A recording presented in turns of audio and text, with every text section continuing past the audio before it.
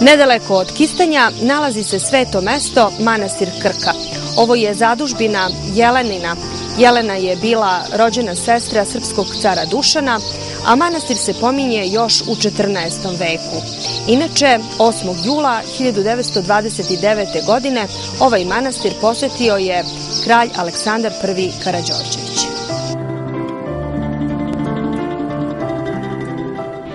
Sa udruženjem građana krajine Zora koji žive u Kragujevcu dolazimo u manastir Krku. Bratstvo ovog manastira primilo je sve nas tokom nekoliko dana boravka u severnoj Dalmaciji. U ime grada Kragujevca, ali i udruženja Zora i igumanu Nikodimu uručili smo poklone koje smo darivali manastiru koji nam je tokom nekoliko dana boravka u Hrvatskoj pružio izuzetno gostoprimstvo. 3,5 kilometra istočno od Kistanja u kanjonu reke Krke smešten je manastir nazvan po reci koja kraj njega protiče. Ovaj drevni manastir podigla je srpska princeza Jelena, sestra cara Dušana, udata za hrvatskog kneza Mladena II. Šubića, posvetivši ga svetom arhangelu Mihajlu.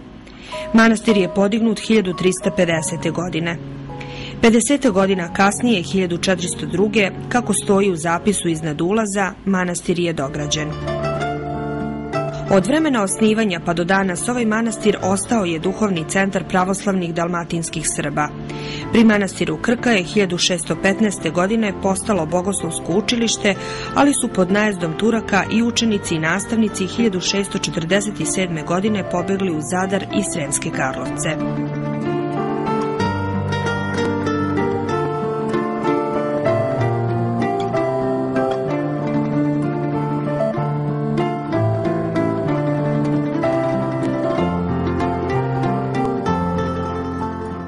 Došavši ovde u manastir Krku, bili smo u prilici da vidimo i kako izgleda jedna katakomba.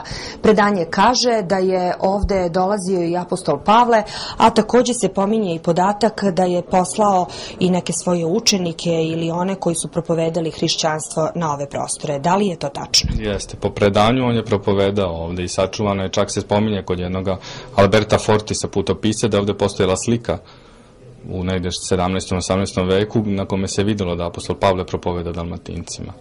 U Svetom pismu se pominje sa nama na jednom mjestu da je on poslao apostola Tita u ovaj kraj ovde. I po predanju isto tako kaže da je apostol Tit bio prvi episkop koji je propovedao ovde. Da li se zna iz koje godine su ove katakombe? Mi zovemo starorimske, to može da podrazumeva, pošto je taj grad Burnum i pre Hrista bio, može da podrazumeva čak da su i starije od vremena kad je Hristos propovedao. Grupi ste pričali da je zemljište kamenito, da je vrlo teško pokopati pokojnika, odnosno samo površinski sloj zemlje može da se iskopa, zato su ove katakombe i namenjene, jer tako za sahranu... Kao grobna mesta. Katakombe su u suštini groblja ispod zemlje koje su se u pećinama iskopavala i tu su se ljudi sahranjivali, jer je bilo mnogo lakše sačuvati. Ovde čak postoje tako da kod naših crkava u Šibeniku, na primjer, imaju grobna mesta gde otvore samo ploču kamenu koja je zapečaćen grob i ubace unutra telo i tako u vekovima samo ubacuju unutra telo i samo zapečate tu ploču. Tokom godine i godina postojanja, manastir Krka bio je mesto na koje su dospevale brojne dragocenosti ne samo iz srpskih krajeva, već iz Jerusalima, Svete Gore, Venecije i carske Rusije. U manastirskoj crkvi čuvaju se i čestice svetih moštiju mnogih svetitelja. Brojna su imena srpskih velikana koji su posećivali manastir Krku i bili u čvrstoj vezi sa njim. Uz Dositeja Obradovića tu su Sima Matavulj, Nikola Tesla, Miloš Crnjanski i mnogi drugi. U toku poslednjeg rata od 1991. do 1995. godine manastir je poharan, a škola bogoslovije koja ovde postoji od 1964. godine bila je premeštena na Divčibare, a potom u Srbinje. Manastir je 2001. godine obnovio vladika Dalmatinski Fotije, a u njemu kao nekada radi škola bogoslovije. Uz manastirsko imanje nalazi se obala reke Krke, a manastir je deo nacionalnog parka koji nosi naziv po ovoj reci. Stari naziv za reku je latinskog porekla i nosi ime Titius. Dužina ove zelene lepotice je 72,5 km. Izvire severoistočno od Knina iz Kraškog vrela. Kanjon ove reke usečen je u Kistanskoj dolini u dubini od oko 150 metara.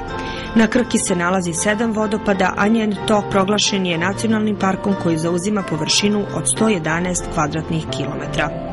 Krka je kćer Dinare. Ona je priviđenje i stvarnost, vedrina i strah, tajanstvena i nasmijana.